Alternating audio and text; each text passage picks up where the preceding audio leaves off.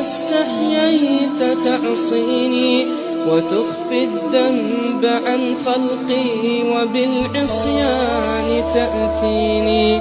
فكيف أجيب يا ويحي ومن ذا سوف يحميني؟ أسلي النفس بالآمال من حين إلى حين وأنسى ما وراء الموت، ماذا بعد تكفيني؟ كأني قد ضمنت العيش ليس الموت يأتيني. وجاءت سكرة الموت الشديدة من سيحميني؟ نظرت إلى الوجوه أليس منهم من